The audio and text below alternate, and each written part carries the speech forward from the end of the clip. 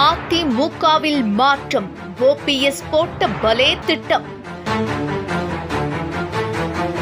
டெல்லி உத்தரவால் அதிமுக தரப்பில் ஓபிஎஸ் உடன் நடத்திய ரகசிய சமரச பேச்சுவார்த்தை. தேர்தலுக்கு குறுகிய காலமே உள்ளதால் எடப்பாடி பழனிசாமியுடன் இணைந்து மனஸ்தாபங்களை மறந்து தேர்தலில் பணியாற்ற விருப்பம் தெரிவித்த ஓ பன்னீர்செல்வம்.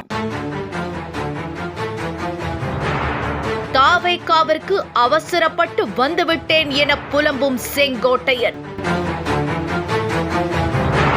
ஓபிஎஸ்ஐ தொடர்ந்து அதிமுகவில் ஒருங்கிணைப்புக்காக குரல் கொடுத்த செங்கோட்டையனுடன் 2 நாட்களாக தொடர் ரகசிய பேச்சுவார்த்தை.